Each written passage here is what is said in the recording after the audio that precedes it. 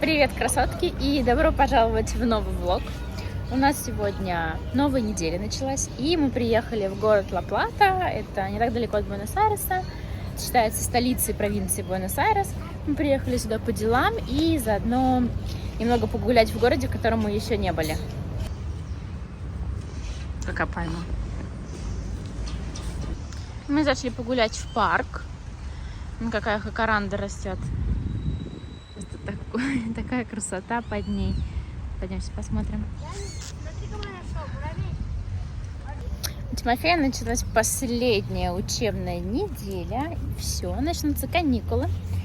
Началась она у него с выходного дня. В понедельник мы сегодня поехали вот в Ла-Плату. И осталось 4 дня учиться. И все, у Тимофея начнутся наконец-таки летние каникулы. А, что, любимый? Давай сфотографирую тебя с Тимошей. Тимош, Таня уже ждет. Папа пришел, да. Тима, спроси, где туалет, пожалуйста.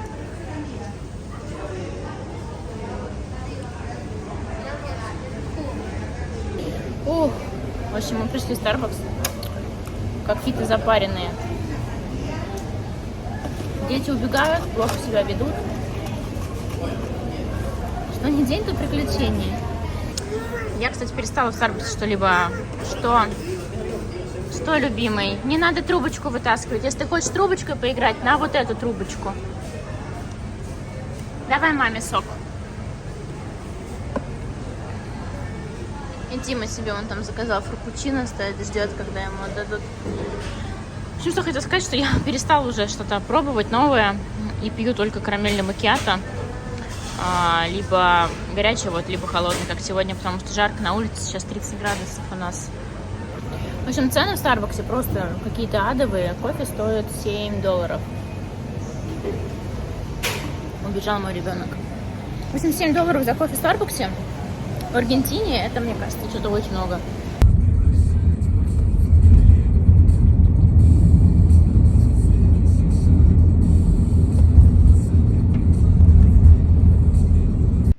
Привет, красотки! У нас сегодня уже второй день, сегодня вторник. Мы вчера погуляли в Ла-Плате, вернулись домой. Сегодня Тима пошел в школу. Я уже говорила, что у него сегодня так там нет, Даниэль ходит без штанов.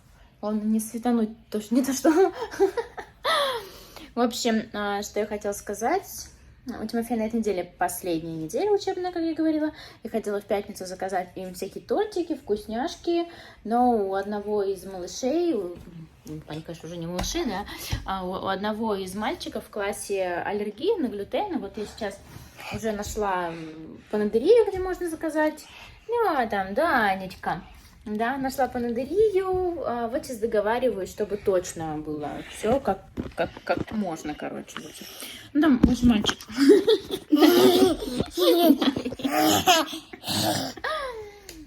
В общем, надо уточнять, потому что мальчик диабет. Это, кстати, лучший вот друг Тимофея, к которому он постоянно в гости ездит. Но вроде как я все утвердила, так что сейчас осталось заказать.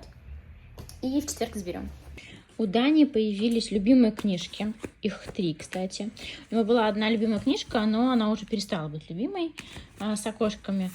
Еще вот это первая. Он очень любит ее листать. Кстати, читать ее не любит. Вот это. Тут ему нравится мама с малышом, собачка, как мышки кушают сыр, уточки, лошадка, собачка. И книжка про голодную гусеницу, она вон уже вся мятая, Данюша. Не ходи по книжкам. И книжка про голодную гусеницу. Я хотела сначала ее вернуть в магазин, потому что она была бумажная.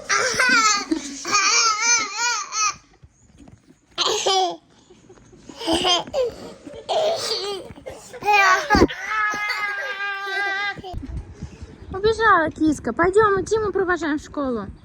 Давай ручку, пойдем. Пойдем. Вон там Тимоша уже уходит, смотри.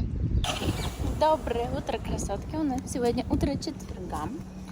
У нас сегодня куча дел. Я сегодня поставила себе на эту кучу дел, что я буду целый день снимать влог, потому что ничего не сняла за эту неделю. Сейчас у нас 8 утра. Мы едем провожать Тимоху в школу.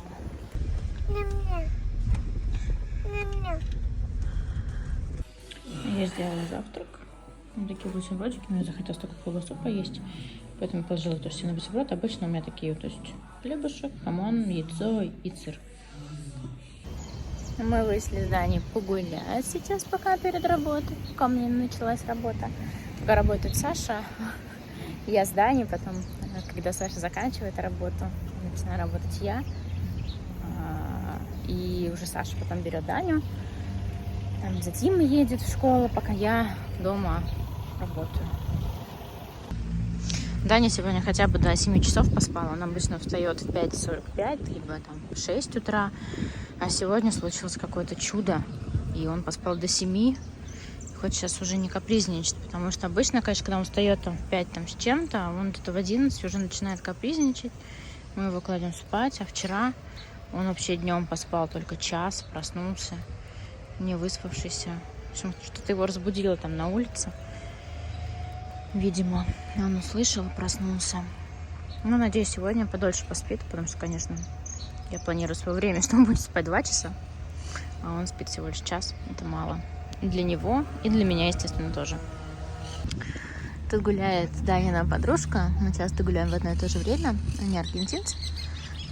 И вот они часто Даню угощают какими-то там печенюшками, например, вкусняшками. Да, Данильчик? Вкусно тебе?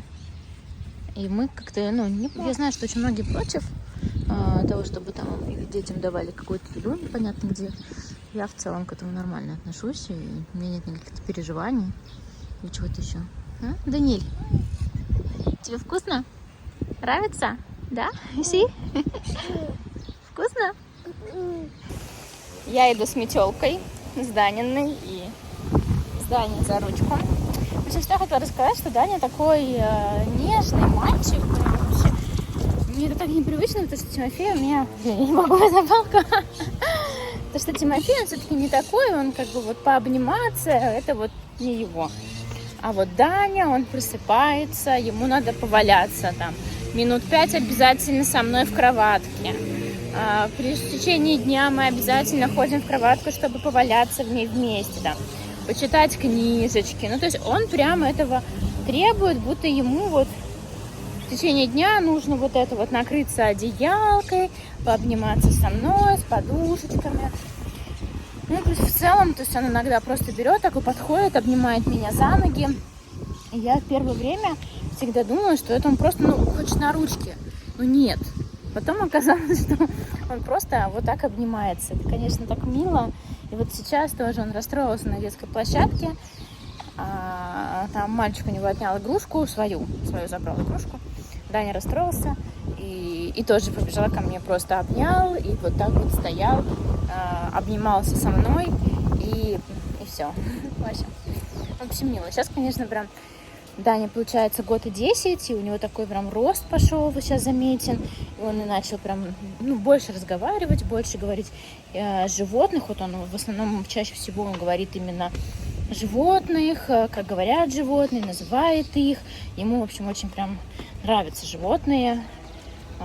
И то есть сначала там это была кошечка-собачка, потом вот там коровка-лошадка, то сейчас там уже лев, жираф, там бегемот. В общем, пошли уже другой уровень животных. Так, я сегодня наконец-то выбралась в фитнес. Что-то я уже очень давно не ходила. Примерно неделю, наверное, я не была здесь. Потому что то сё, то 5-то, 10-е. В общем, сегодня я иду в фитнес. Потом Саша с Даней пошли в магазин сейчас. Потом мы заедем за тортиками, мини-капкейками. Тиме завтра на последний день я хочу в школу, чтобы они порадовались. И что? И все. И потом поедем за Тимой уже домой. Там я посижу еще поработаю. Ну и будем готовить ужин. У нас сегодня на ужин котлетки из рыбы красной, как она на русском называется, форель. Вот. В общем, будем это готовить. Сейчас там туки-туки откроют, да? Это тебе кексик? Нет. Смотрите, какое все красивое. А вот этот вот, смотри, фисташковый тортик. Тут плохо видно, солнце светит, но выглядит это все просто так потрясающе. Мы еще взяли такой лимонный кексик. esta marca la primera con fibra, la que es sin gluten. Muy bien, muchas Gracias. О, ням-ням-ням-ням. Все, одобрил.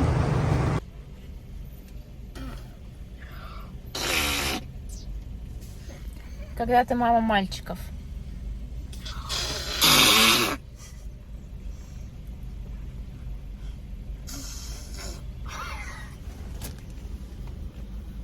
Мы открыли тортики, мини-капкейки, которые Тима завтра возьмет с собой в школу. Это получается с глютеном.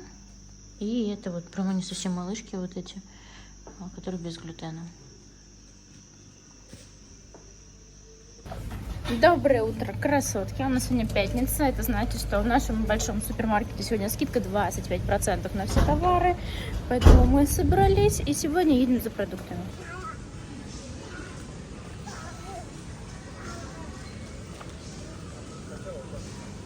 Мы уже почти все купили. Даня хочет паштет. Я уже устала.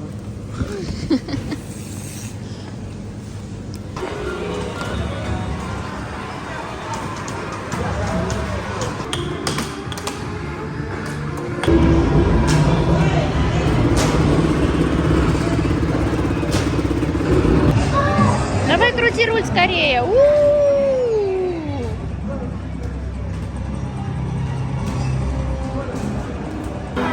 Держи скорее за руль. Крути его.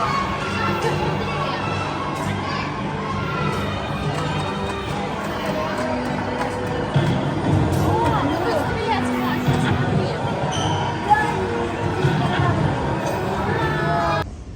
Так, мы побыли на аттракционах, как-то там игровые автоматы. Сейчас пойдем купим мороженое. У нас такая классная мороженница. Сейчас пойдем выберем килограмм мороженого домой. Да, мальчики? Пойдемте, Дани, здесь вход.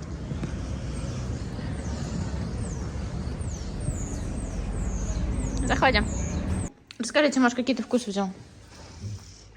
Мята, печенье и крем, кокос и лимон и кокосовый камень. Кокосовый камень? Да, кукорок называется. Даня, тебе нравится? Шела! Ты не замерз? Нет? Ну, ты замерз? Мозг замерз. Мозг замерз? Что такое? Что там? Фу? Холодно? Знаешь, как мама так в мультиках, когда ты шутила, просто такое кольцо. Угу. И время подарков пришло!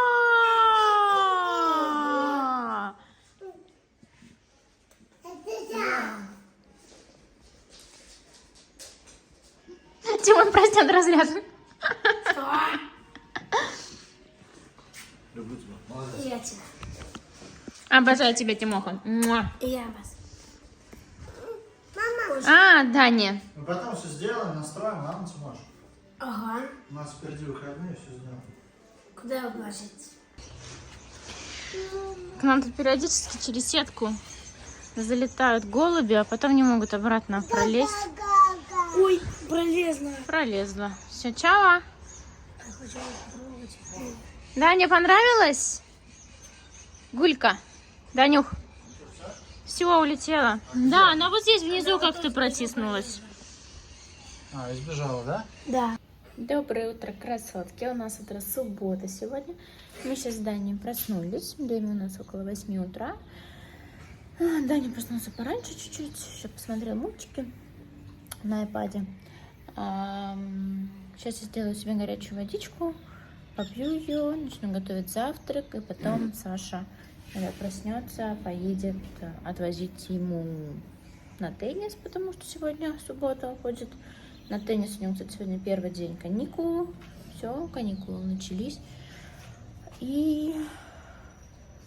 я буду работать дома.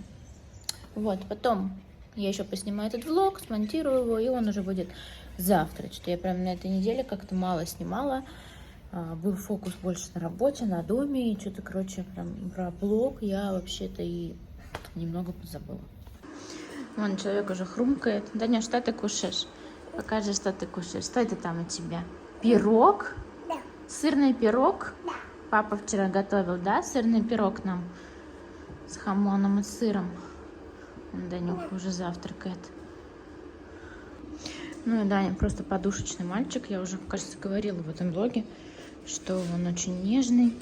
Он любит вот поваляться. И вот он переносит с собой подушки с кровати, чтобы вот здесь вот отдыхать. Вот тут много подушек. Да, все для Данюшки. Да, котик? Я решила, что сейчас на завтрак сделаю панкейки из банана. Там есть 2 таких переспевших банана. Даня, кстати, уже оторвал кусочек. Добавляем яичко и хорошо все промешиваем.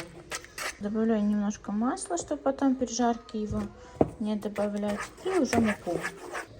Я купила новую муку, вот такую вот, еще никогда не покупала в Аргентине. Здесь вообще, если честно, очень много всяких видов муки. То есть есть мука уже с дрожжами, есть мука там с другими дрожжами. В общем, ну прям, это как-то очень сложно для меня, поэтому я вот вроде бы угадала, вроде бы написано, что... Короче, не знаю. Пойдет. Муки добавляйте немного, прям совсем немножко, горсточку я всегда обычно делаю на глаз. Потому что они, ну, уже такие, сам банан уже вязкий. Здесь особо много-то муки и не надо. Первая партия уже готова. Смотрите, какие пухленькие получились. Я испекла панкейки мальчикам, а нам я сделала, ничего не видно, нам я сделала авокадо, мягкий сыр, помидор. Сейчас я это все смешаю.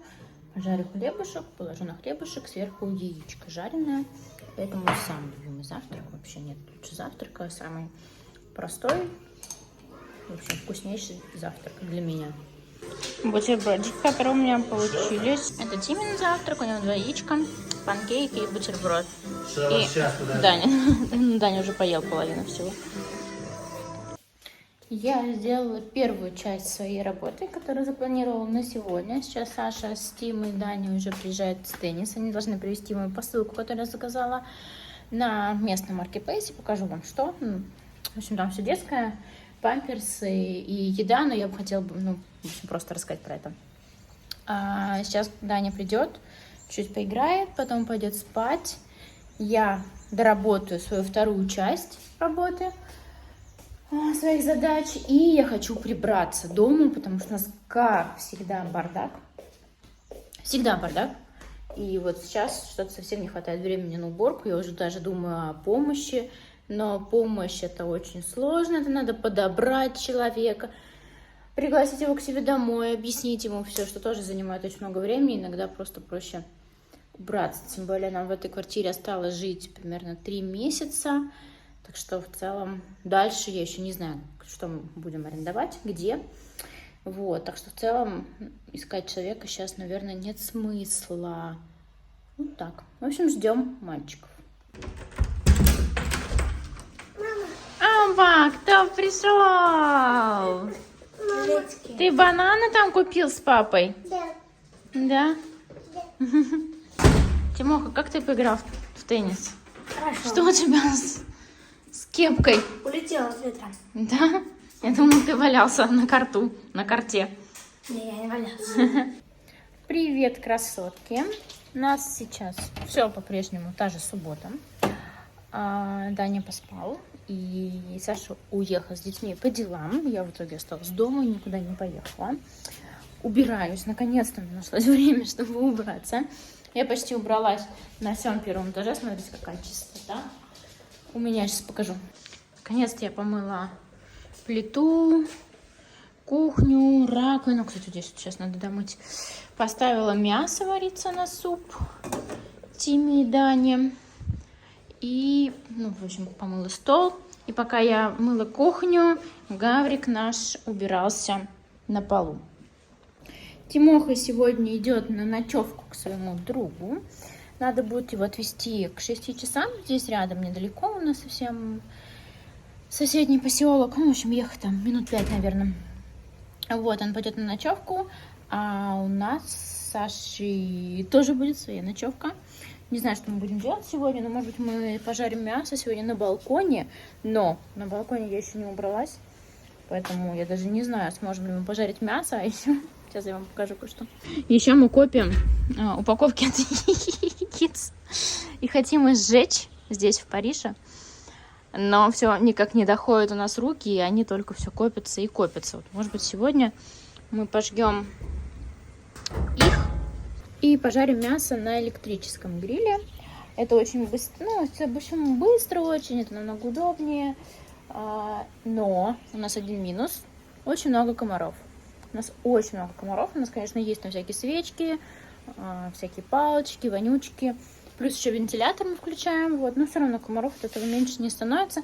Я когда вот здесь сейчас стирала, открыла свою прачечную, оттуда просто комаров, наверное, 30-50 вылетело на меня, и все быстренько закрыла. Вот, сейчас Саша скоро уже вернется. Вот, и повезем Тиму, наверное, уже, даже не знаю, сколько сейчас время, но, наверное, время часов 4 или 5. Я не помню, я показывала вам наш космический коврик, он космический, потому что там звезды нарисованы. В общем, он подключается к шлангу, и вот здесь вот идет такой фонтанчик, вот здесь вот можно прыгать, бегать. Дане он прям очень нравится, мы его купили в супермаркете. И трусы Данина. Вот, так что сегодня мне его здесь убраться, то есть у нас очень здесь грязно. Сушка стоит, и вот игрушки все Данина разбросала, и прям очень много летит вот с деревьев сюда к нам. То есть, я убираюсь, и потом через 2 дня снова все грязное. У меня в комментариях спросили, как мы учим язык, как мы здесь живем, и я как-то об этом, никогда не рассказывала, и сейчас, может быть, действительно стоит об этом рассказать.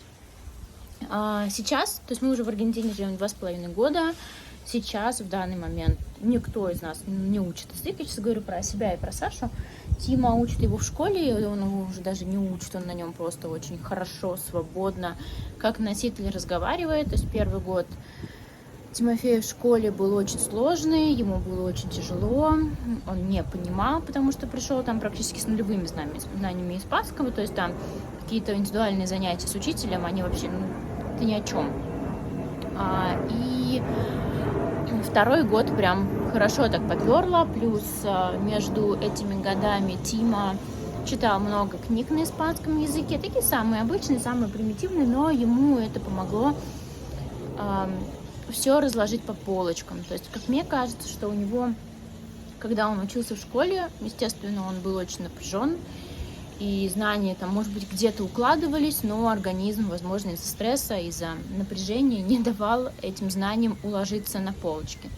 И как только наступило лето, Тимофей перестал ходить в школу, как у него случился просто какой-то бешеный прорыв в испанском, он начал разговаривать, он начал все понимать,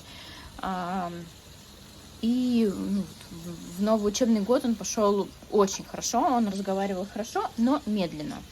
И сейчас вот он закончил, получается, 2-й учебный год в Аргентине, и сейчас он разговаривает уже очень быстро, очень хорошо, он знает, практически все такие ходовые слова, да, у него есть до сих пор слова, которые он, естественно, не знает, но по смыслу он их понимает, у него все с этим хорошо.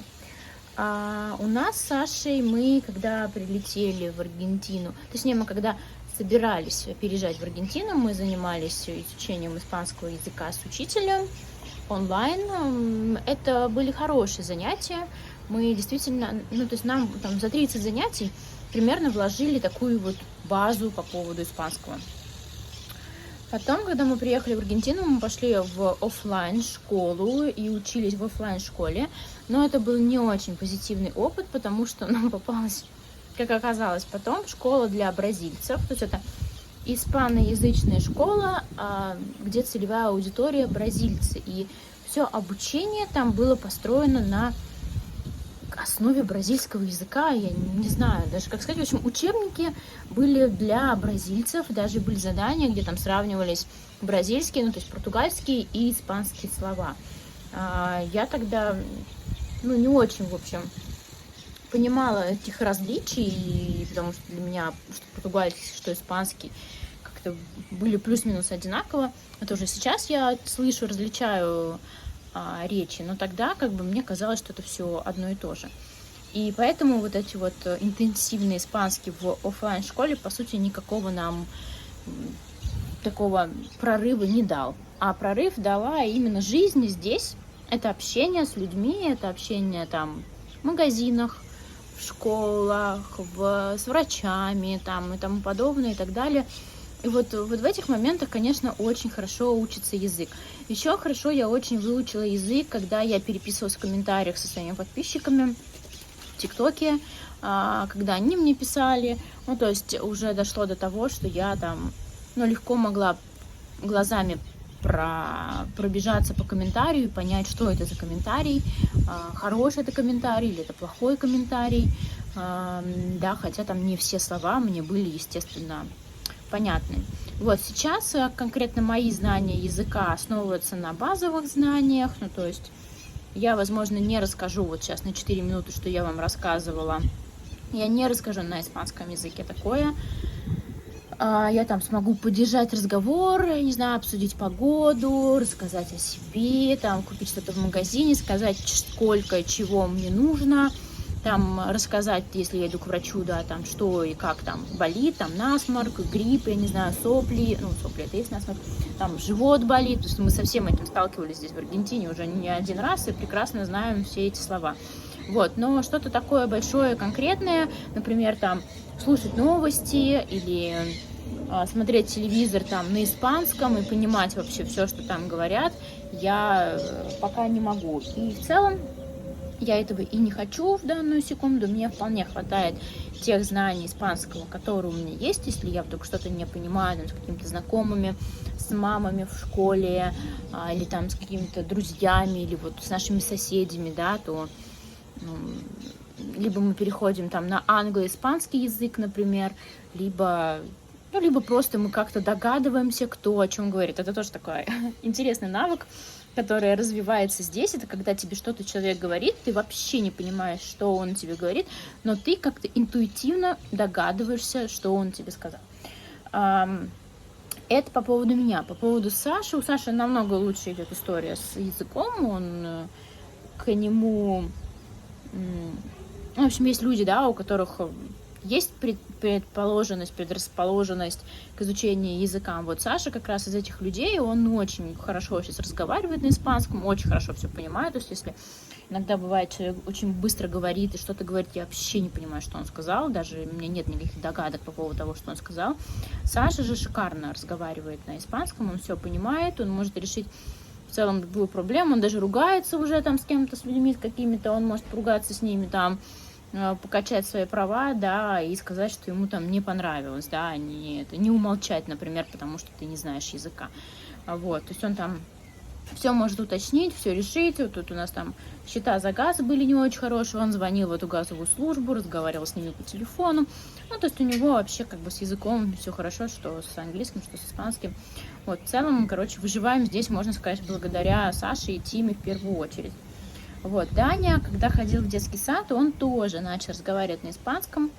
Какие-то слова он понимал, что ему говорят на испанском. Ну, то есть, если его, например, хвалят, либо ругают, даже если говорить одной и той же интонацией, ну, то есть, не, вот, типа, говорить, ой, ты какой хороший, ты такой молодец, да, там, просто говорить, там, ты такой хороший, такой молодец. Он улыбался, он понимал, что его хвалят, и он... Но сейчас, я думаю, когда он перестал ходить в детский сад, уже сколько он не ходит, месяца 4, наверное, я думаю, что у него уже это все забылось. Мы, конечно, там учим его и испанским словам, и английским словам, но на данный момент, я думаю, у него только вот слова, которые он говорит, по крайней мере, это только русские слова. Сейчас уже больше не проскакивают испанские слова. Мы вчера подарили Тиме ноутбук. Это наш старый ноутбук, на самом деле. Сначала это был мой ноутбук, который мы купили в Нью-Йорке. Потом я отдала его Саше, когда мы поехали сюда, в Аргентину. И теперь этот ноутбук переехал к Тиме.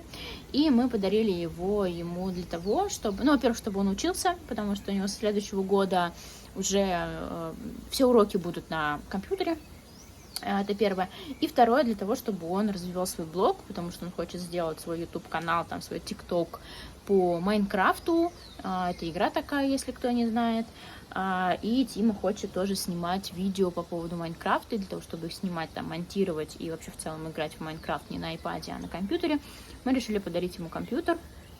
И что мне нравится, вот, кстати, по поводу тоже языка, почему я начала рассказывать эту тему, это то, что Тима хочет вести этот канал на испанском языке. То есть вот настолько он уверен, да, в своих знаниях и в своих возможностях, что он выбирает тот путь, чтобы вести канал на испанском, а не на русском. Хотя еще полгода назад, когда мы только об этом говорили, речь шла только о русском, естественно, языке, и никакого испанского нет. Но вот буквально вчера Тима мне рассказал, что он уже там придумал название, уже даже придумал, по-моему, первые 2 видео.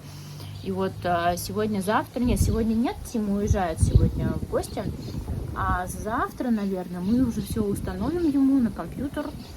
Вот, и я уже, в общем, буду обучать его монтировать, публиковать видео, так что когда выйдет его первое видео на ютубе, я вам обязательно дам ссылочку, чтобы вы поддержали моего мальчика. А Даня съел мою помаду.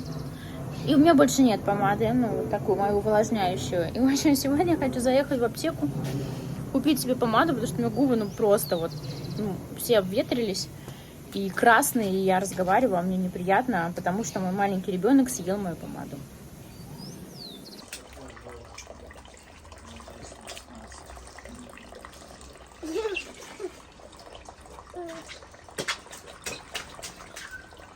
Чтобы Тима с собой взял свой новый ноутбук.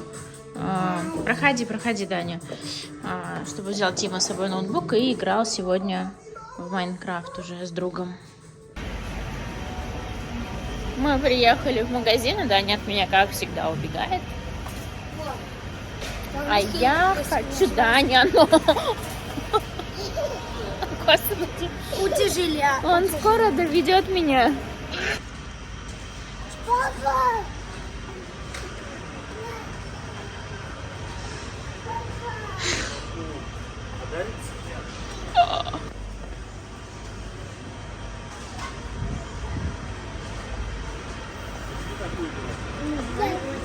Да, Даниэль, ну-ка, стоп.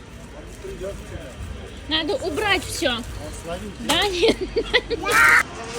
Все, человека в заточение забрали.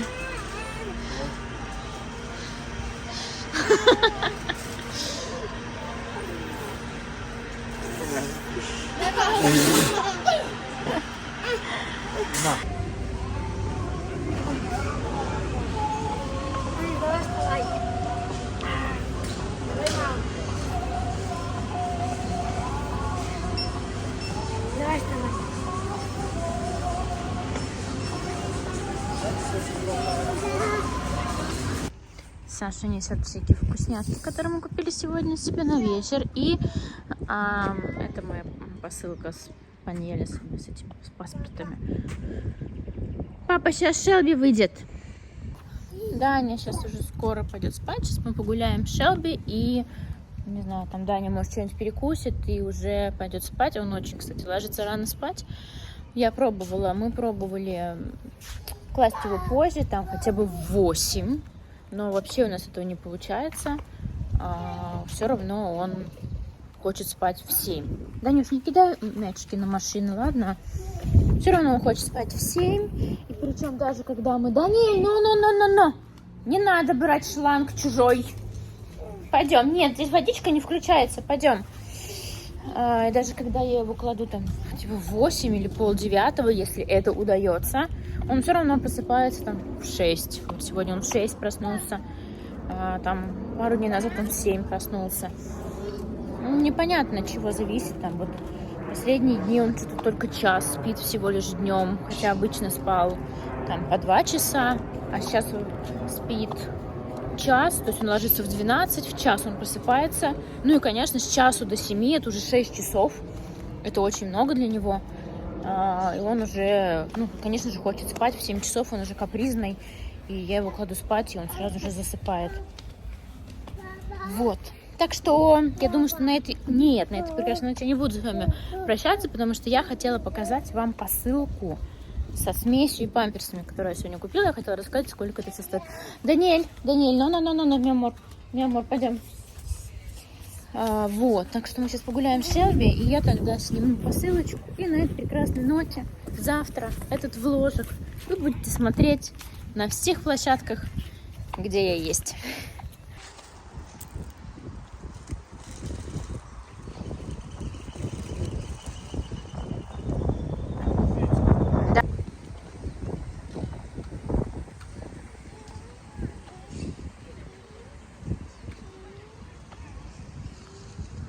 Итак, как я и обещала, показываю свою посылку. Что я Точнее, хотела даже рассказать о стоимости своей посылки. Я первый раз взяла памперсы-трусики. Они не продаются в супермаркетах. В супермаркетах продаются обычные подгузники. Это я купила на маркетплейсе. 52 штуки, размер XG, стоит около 2500 рублей. Дальше я взяла смесь. Кстати, это 4. Да, 4 одинаковых смеси по килограмму. Каждая стоит там 1400 где-то, 1300. И это я еще просто урвала с супер скидкой. Обычно в супермаркете они стоят по 2500 рублей за смесь. Цены просто какие-то сумасшедшие. В общем, 4 смеси и одни памперсы вышли у нас на 8000 рублей. Да, Танюшка? Ну, там тебе молочко приехало, радость моя? Да. Да? Будешь пить молочко сейчас? Почему 8? И трусики. Да. Потому что почти 80 тысяч песо я заплатила. Почти 80? Да. Ну, короче, понятно, 7 там с копейкой. Мама. Что-то душно, приоткройте окошко. Что? Ням, молочко хочешь? Что там? А, чипсы ты хочешь? На, сейчас дай мама другой рукой возьмет. На. Ну, а теперь на этой прекрасной ноте я иду отдыхать вместе с Сашей. Сейчас мы положим Данильку спать. Да, мой амор? Увидимся в следующее воскресенье. Чао! Говори чао! Чао! 55.